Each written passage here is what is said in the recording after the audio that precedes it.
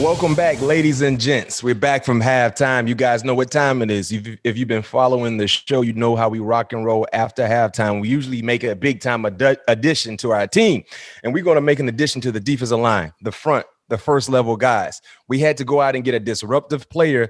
We gave you a hint on who he is earlier in the show, and you guys know what time it is. Mr. Derrick Brown, entering his second season for the Carolina Panthers, 7th overall pick in the 2020 draft, Auburn Tiger alum, 2019 SEC Defensive Player of the Year. You can follow him on Twitter at Derrick Brown AU5 or on Instagram at Derrick Brown. Join us here, all things covered. Pat Peterson, Brian McFadden, Derrick Brown. How you doing? I'm good, man. Just sitting at the house, eating and relaxing. Hey, before we get started, Pat P, you see his shirt? That's a unique shirt. No, I can't see it. It says die first, then quit. Okay. Yep. Die first, then quit. No question.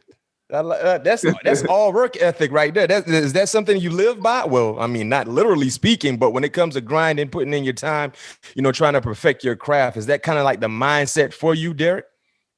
Yeah, I really discovered this mindset when I was in college. We one of our doctors was heavily involved with the Navy SEALs, and this is their motto. Mm-hmm. And kind of one of those things where, we always be thinking we're on the edge to break, and then it's always one of those things where we always got a little bit more in the tank. So when I think that anything in life get harder, I'd rather die doing something before I ever quit. Oh, I like it. And I think that proves the point in your success, the success that you've had so far, and the success you will continue to have. You have an outstanding work ethic. Let's go back into the beginning. Growing up in Georgia, outside of Atlanta, when did football become a big part of your life? I grew up playing the game, wasn't in love with it. Thought I was a hooper all the way through. And, eventually that hoop dream went to, it was just over with. And even to this day, I still hoop. But, I think my sophomore year in high school really started to realize that, football could open the next chapter of my life, and being able to go to college for free. And then just and I knew if I could get that opportunity, and I felt like I could propel myself to be able to play at the highest level.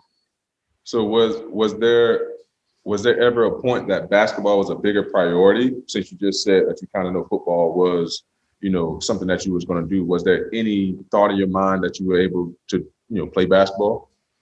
Oh yeah. I had a bunch of like small schools offer me and stuff. I was like 6'4", so I wasn't the Zion Williams of the world. But it was one of those things that, I was just, hooping that was my thing from the time I started hooping when I was 7, and I thought that was gonna be my lifestyle. But it eventually ended up turning into more of a off-season conditioning for football, right, and something to do and play pickup with my boys at the end.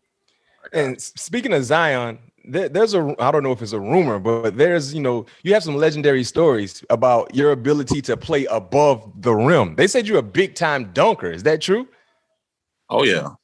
I got the high school tape for that. How heavy were you? How big were you?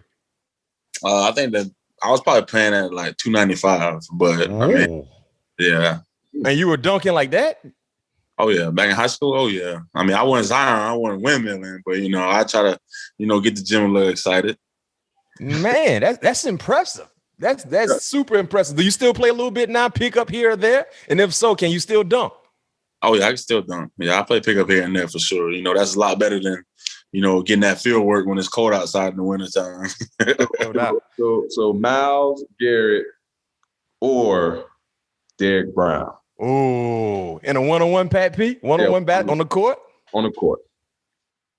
No, I'm taking myself. And what we just saw, Cleveland coach said, not Zion, Myles had to retire because he was, I wouldn't say he was getting a little reckless out there, but I thought he was a little careless, to say, driving to the lane as hard as he was and dunking. All that is all glamorous and stuff, but, I think, football is definitely should be the priority. So like you said, when I do play basketball, I don't do it anymore. I treat it more like a conditioning thing, get my feet right, trying to stay in front of the defender. I mean, offensive player. Yeah, so I kind of do the same thing that you do. I use it for conditioning. So I think that's a great idea, especially for a big man like you, a guy that's going to be a 3-down guy that's not coming off the field. So kudos to you.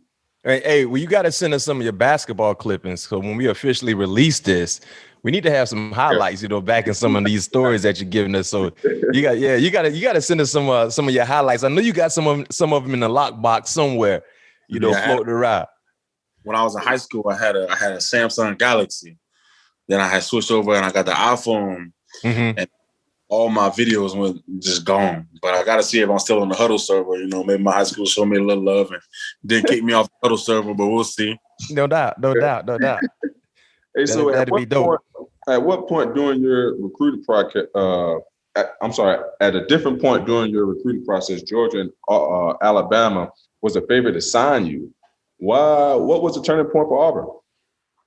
I don't ever think I had a true favorite, to be honest. I mean, it was one of those things where, I felt like, what was the best place for me? I did like UJ. UJ was down the road. But it all came down to, honestly, the coaching staff at Auburn, to be honest. And, I wouldn't trade it for nothing in the world because my process took me, where I wanted to go. So, I just hope it just continues.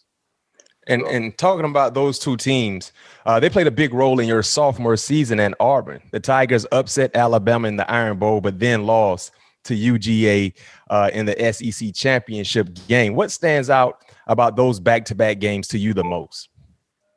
That was a whirlwind. I never forget. That was 4 weeks. That was a whirlwind of 4 weeks. We played Georgia. They were ranked number 1 team in the country.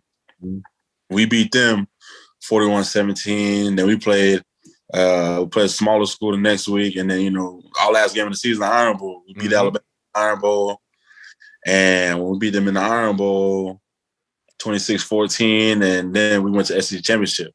So, we playing on the heavy SEC schedule at the back end of the year. Right. And, it was just one of them things where, we went into the SEC championship game and kind of just fell apart, to be honest. Kind of just fell apart. And, we made it in there and thought that thing was going to be a little bit more. We had a chance to go up 13-0, put the nail in the coffin, but it don't quite just pan out that way all the time. Yeah, I get that. So going back to your freshman year, your first ever college game against Deshaun Watson and the Clemson Tiger, who won the title the year before, you registered a fumble recovery. What was it like playing on that stage and getting the notoriety right away? Yeah, so my first ever game was, playing this Clemson. It was a nighttime game right after they had won the national championship. It was crazy. I remember when my coach started to put me in the game for the first time. I was like, "Who? Like me? You want me to go in there?" And it's one of the things that we just look back and laugh on. And I got that fumble recovery. At the time, I thought that was the biggest thing in the world. So, Derrick, in 2018, we know you squatted 590 pounds. I think the most I ever got max was like 540. I don't think I can touch that 590. What you think you can max out right now? I know that was about 3 years ago. I know you're in the 600s now. Oh, yeah. So, it's funny. I had hit that 590 when I was in college, but then, it's kind of one of them, on that second rep, my back kind of shook. So I had been a little spooked. One of the things you'd be like, I don't want to lose this. I don't want to lose everything. This little squat rep. Right. But this offseason, this is probably the hardest I've been training this whole offseason, lifting weights wise in a long time. Got up to 650 on squat. Ooh. That's a lot. That's a lot of weight. Ooh. That's so you saying that's what you're doing right now? You put 650 on the squat and go get it. Is that for one rep or is that something you can get for a few reps? That's a triple. Ooh. That's grown man. No doubt about it. What LeVar Ball said, Pat P, he's stronger than the gorilla. Hey, that's grown. Hey, that's grown man strength, Derrick. So how important is the squat when it comes to your get off? Because you're a very, very explosive guy, not to mention, playing basketball and playing above the rim, but the power that you have established in the weight room, how does that transition to the football field for you?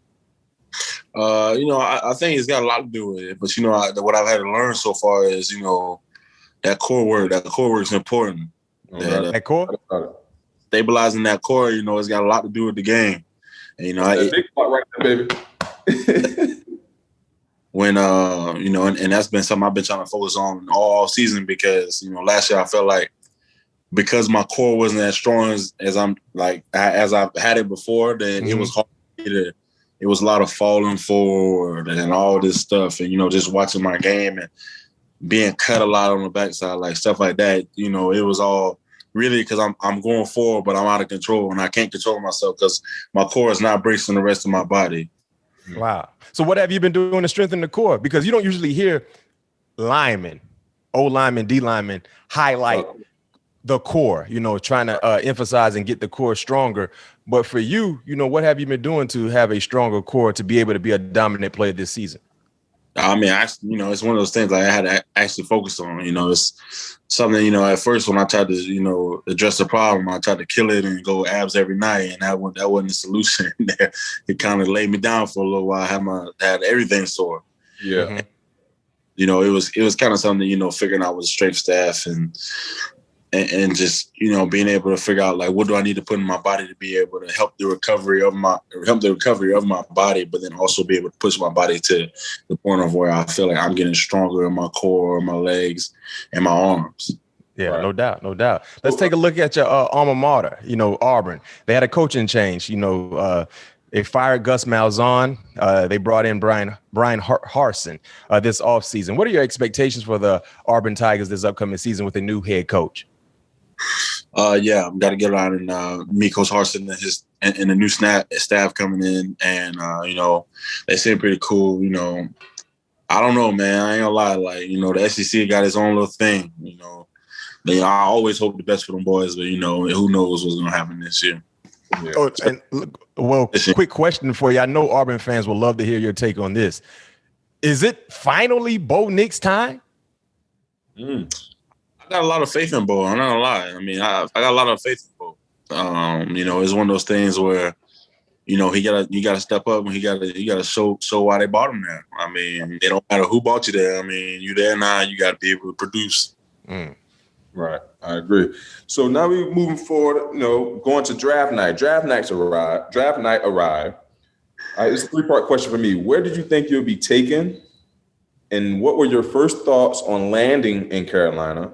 And what type of pressure did you feel heading to a young defense as a 7th overround pick? On that first one, I thought it was between Detroit and Carolina.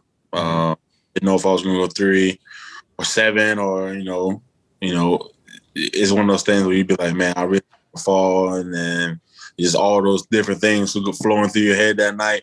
Mm-hmm. And, when I got picked by Carolina, man, I was rejoiced about it. I was very happy to be up here. Okay. It was one of those things that, I was, Coach Rule, new staff, and just being able to come in with them was the biggest thing for me. And, being number 7 pick, coming into, a new defense and everything, I felt like the expectations was so high. I put a lot of stress on myself to be able to live up to that stuff.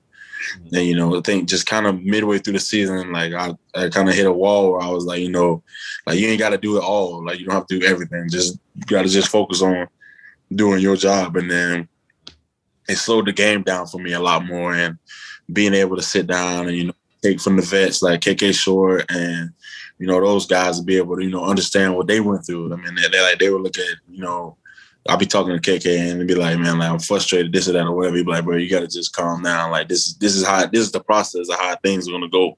Right. Yeah, no doubt.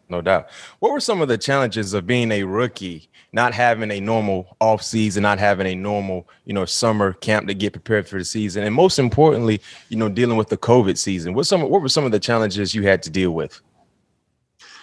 I mean, I didn't have much to deal with, to be honest. I mean, this OTA thing now is new to me. We getting it, but I didn't have that last year. But we had what's it called? Going into camp last year, being able to.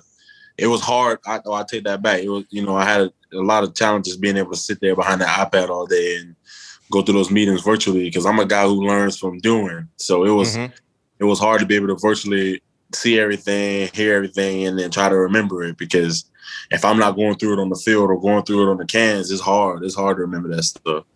So what was the biggest adjustment for you then from the college level to the pro level? Like you said, you didn't have that off season to get adjusted to it. What was the biggest adjustment you feel that you had to make from the college level onto the pro field on the fly?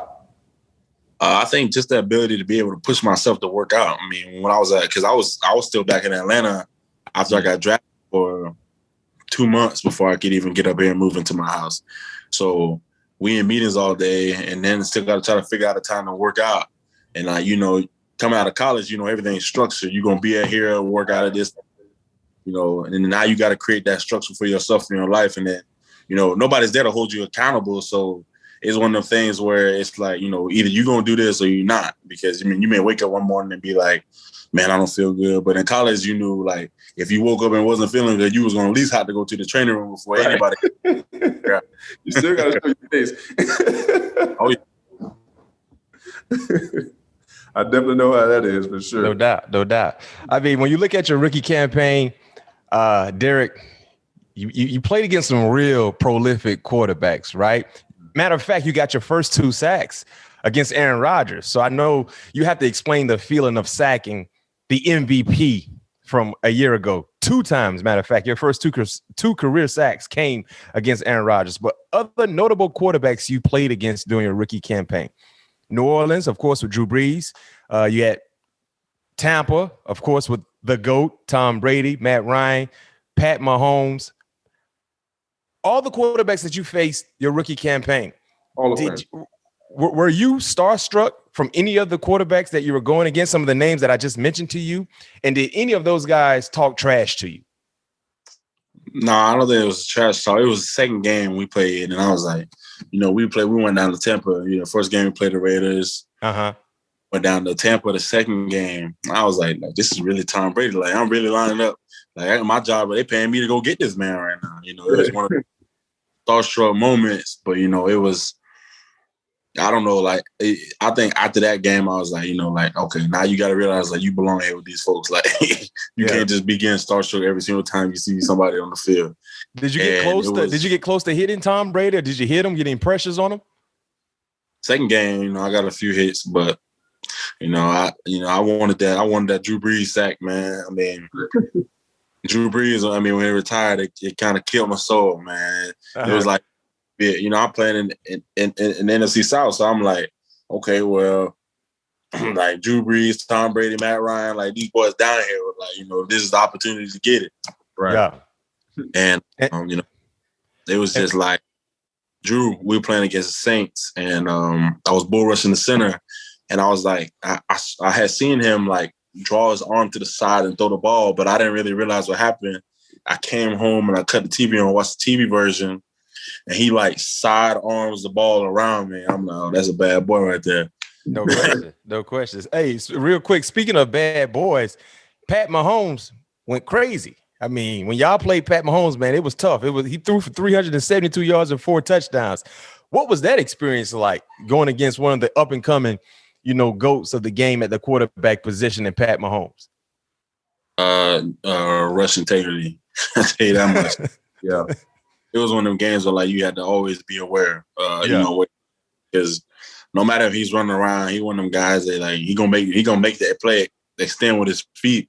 So either he gonna kill you and slide, he gonna kill you for a few yards and slide, or somebody's gonna come off their man and he gonna find a weak spot right behind you. I had an opportunity to play against Pat Mahomes, and one of my nightmares I hate going up against is that damn Russell Wilson, Houdini in the helmet. You don't think you played Russell yet, did you? Nah, I ain't played Russell yet. Hey man, just be ready to run and don't stop. And what coach is always gonna tell you, and it's true, don't leave your feet, because Russell's famous for that pump fake. That pump fake, right? Yeah, I got in college, and then when I got to the sideline, I heard it so bad I ain't never jumped. Don't leave your feet. So, Derrick, do you have any individual goals going into your second season? Yeah, man. Last year I was just trying to get my feet wet, man. I want to be considered, one of the best tackles in the league, and it's a lot. I put a lot into this offseason of trying to get to that point, and my focus and my ability to understand the game it's just improving day by day. And, you know, I think more so now it's not so much that I'm so worried to mess up. It's how can I take my game to be next to the Fletcher Cox, Aaron Donald, Chris Jones? Like what can I emulate in my game from them? Because I mean, you know, a lot of time people compare themselves to like AD. Well, I mean, if you're not 6'2", you're not really gonna be able to play like AD. You know what I'm saying? Question. Yeah. And then if you're not doing the move that Chris Jones or Fletcher do, then you know it's hard to play like that. But you got to figure out what do they do that you can emulate into your game. I feel like. Yeah. Well, give us a number when it comes to expectations. Clearly, you want to be better than what you were last year. That's always the goal, to make improvements. But give us a number, sack wise. What you looking at, tackle wise? Any TFLs, tackle for loss? Give us some numbers to add to that goal list for you this upcoming season. I'm gonna be modest. I mean, I'm trying to get 5 sacks. I mean, I can get over that. Then, I'll probably be balling. But we'll see. The 10 TFL. Well, you know what? Hey, Derrick, I'm not gonna be modest for you. You say 5, I'm gonna add another 5 to that. Go get your 10. Yeah, I'm gonna say you gotta get your double. Go get your 10. Go get your 10. I was on the sideline. I watched you play last year. You can get it. No question. No question. And the thing is, for Derrick, the most important thing for him, he actually is more of a normal offseason. He's training, he's grinding. Man, say he benching, squatting almost 600-700 pounds. Dang, like that should warrant 3 sacks right there alone, just from the squat. And not only that, adding one of my former teammates, Hassan Reddick, coming off his best season. Yeah. What do you think he can add to the defense? Because now you have edge pressure and interior pressure. That's a recipe for success right there. Yeah, so it's funny. Mention Hassan, me and him were chopping it up the other day and just talking about, the things that he learned at AZ with Buck and, just everything he was talking about, man. I mean, he got a lot of knowledge about the game and being able to rush. So, I mean, just being able to, absorb that stuff. Because I'm not a guy who's going to sit there and be like, man, yeah, I know this, I know that. No question. This is truly like in college we pass rush, but in the SEC, they're gonna run that ball until you prove that you can stop it. Right. No question. And, in the league, it's all types of pass game, quick game. You got to drop back. I mean, you got to be able to get it. All type of stuff.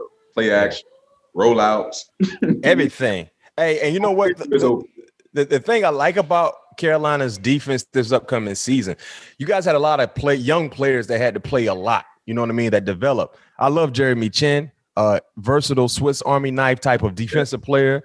Shaq Thompson. You added Denzel Perriman, Dante Jackson in the secondary, SEC guy, and Brian Burns. So talking about adding Hassan Reddick, Brian Burns, they got you in the interior. Man, you got some guys that most might not see as household name players just yet, but individually speaking, man, Derrick, that defense, not to mention you just added Jaycee Horn. So how excited are you about the defense with all the new pieces that I just mentioned, along with the guys that grew a lot defensively for your unit last year? How excited are you about this unit? Man, I'm very excited. It goes deeper than the names you just named. Just being able to build that depth. I mean, being able to know that you got 15, 16, 17, 18, 19 plus guys that can go out there and get that thing done no matter what happens. I think we just got to develop. We got to just get, that dog mentality all the way across the board. And I mean, once that happens and you're talking about people got real problems on their hand, and then, with us being so young, that's for years to come. Yeah. I'm excited. I think this unit definitely could be a unit that could surprise some people. And, especially if they can find that structure balance offensively. I mean, last year we had Teddy Bridgewater, I'm not sure, a few weeks ago. He's no longer there. You brought in Sam Darnold. What have you seen from Sam Darnold so far throughout your OTA practices? Man, he's a competitor. He go out there, go to work, command the offense. I don't pay much attention to him, unless it's, trying to figure out where he's falling back in the pocket. But, it's just, I respect what he do. But, the boys be on the other side. Yeah. And matter of fact, Pat P, y'all will face off against each other. We faced Carolina this year. And I wanted to ask you, Mac asked you about your early impressions about Sam. What is your early impressions about Jaycee? We've been seeing him kill, Instagram lately off the posters that the NFL been putting up, and the Carolina Panthers have been putting up as well. Is he as well as advertised? And we had him on the show also. And we had Jaycee on the show as well. Is he as good as advertised? Man, but you at practice with him every day. Yeah, man, I ain't gonna lie. He's another dude, a young dude coming in. He's trying to soak it up. I mean, the best thing you can do is get the experience before you ever have to go through it. I mean, you get that from listening to the older and hearing them and just trying to figure out what they know before you ever have to get taught that hard lesson that comes along with learning. Right. And I mean, Jaycee seems like a dude who's out there to work. Man, I ain't gonna lie to you. Y'all got a lot of SEC guys on that defense. No doubt about it. Is there anything you can, is there anything that you already shared with Jaycee about, if it's about the city, about how things going to go, what to expect? Is there anything that you guys had a conversation on so far? Not necessarily. Kind of talk here and there, but we just kind of just shooting it, to be honest. I got it. Trying to create that environment, but let everybody know like we're gonna work. Matter of fact, you were number 7, right? And Jaycee was number 8. Mm-hmm. Yeah. Wow. Oh, okay. What kind of rookie obligations did you have? Did you have to get breakfast for the guys? What did it make you do your rookie year? We had a dinner. Had to do. How much you had to spend for your dinner? The dinner was like 31. Ooh. 31 what? 1,000. What? 3,100. 31. Wait a minute. They hit you for 31 bands, Derrick? It was 3 of us. We had a first round, a second round, and a 6th round. Oh, y'all split it. Yeah. God dang, where y'all ate at? Del Frisco's. Shoot. Oh, that's a heck of a tip right there. Carry on. See, now I don't like that, Derrick. They no, because when I was in Pittsburgh, Pat, I don't know how y'all did it in AZ, but the seg, I take the seg out. So it's only DBs. Like I don't want to commingle with offensive and defensive linemen because they eat different. No, yeah, it's only the DBs. It better been only the D linemen. Yeah, I don't know how they. So you had to pay the majority of that $31K, Derrick? Oh yeah. How much you had to pay of that? I don't know. No, it wasn't no pretty check that night. Did y'all go out after, or was it just dinner and back home? Nah, we were still in that COVID stuff. So, yeah, you got lucky. Yeah, you got lucky because 9 times out of 10, you probably go out after dinner and you had to take care of the table too. So here's my question: so y'all did this during the season? Well, most of our stuff was on the back end of the season, so we were able to do it after. Oh, okay. I'm gonna say, man, they really let you out there. You supposed to do it after the season. Ain't nobody got no obligations. Pat P, what you spent your rookie year? You were top 5. What you had to spend? By myself, man. What they got you for? Long ago, I really don't remember, but it was around that 30 because I had to pay for hotels, I had to pay for dinner, I had to get the flights. Where y'all flew to? Vegas? L.A. Oh, y'all went to L.A. I had to get everything, man. I had the dinner, like I said, I had to get the cars. I was the only rookie DB. Man, I was sick, yo. Yeah, y'all went to L.A. too. Man, when I said I had to buy everything, I got everything, man. What I say? That was a pretty ticket. Shoot. Hey, Derrick said 31. I said 3,100. I'm like, that don't even sound right. For food? That don't even make sense. For food and drink. 3,100 is for me and my 8 family, my eight family members. No question. Hey, DB, last question for you before we transition to the superlative part of the show. What type of season for you would you consider to be a success for Carolina in 2021? Being able to, have, I think honestly at this point, for us to be able to make the playoffs, that's going to be break the tip of the iceberg off and just, get to the point of where, we put ourselves in position to play the big dogs, just like they say in basketball, it's one thing to get to the dance. It's one thing to get to the playoffs. It's, but once you get there, then everything happens. Anything, just get in the tournament.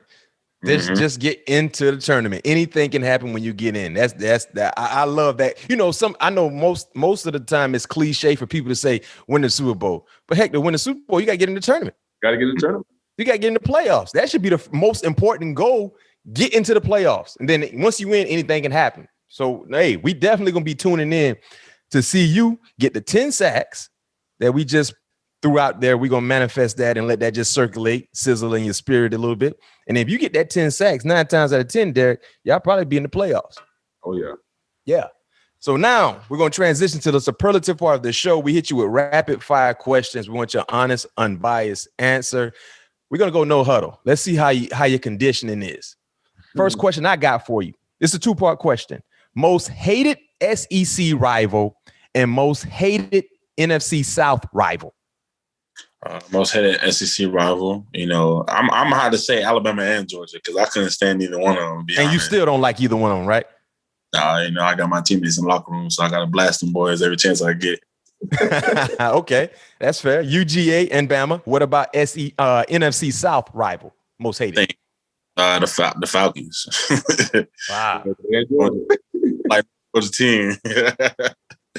So this upcoming season, who do you want to sack the most, or who do you want to just lay a good hit into more? Tom Brady or Matt Ryan? No, I need that Tom Brady sack. Okay. I like that. I like it. Toughest matchup of your rookie season, like for your offensive line, guard, center, tackle. Like, who was your toughest matchup during your rookie season? I'm sending boys down from Tampa. I mean, they had a great offensive line. You know, Marpet, Jensen, those guys. I mean, they did their job very well. You know, it showed off and paid dividends in the end. Right. No doubt. Last question for you. Strongest player on the Panthers team right now is? Oh, that's me for sure. No question. What you benching? How much you putting on the bench? Oh, 450 easy. 450. You say easy. Oh, yeah. A man moving the house, man. And 690 on the squat? Yeah. And still can dunk? Oh, yeah. And still dunking? Still dunking. Man, we got to see that. We got to see. Derrick, you 6'4"? What you 6'4", 6'5"? Right there in between. You get a new number every time you get on hot taking. And what? 3 what? 320. Yeah. 320 with a strong core. Hey, moving it. Stronger. A stronger core. Hey, Derrick, that sounds like a Pro Bowl type year now. I'm trying to tell you. That sounds like a Pro Bowl type year. We call it here first. No question. We call it here first, man. That's what we do, man. We want to make sure all our guests go out and ball out. Yes, and Pat P, you're going to see up close and personal because y'all play each other week 6. I saw it last year. Oh, yeah, you saw it last year. No question. You saw him last year. The young man got a motor, man. I was like I said, I was impressed. And like we talked about earlier, just that defense in general. I thought they had a great, defensive. I couldn't tell you what their stat was as far as defensively.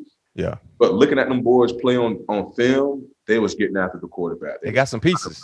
Yeah, playing with a lot of enthusiasm, high energy. And that's all you can ask for a defense to do.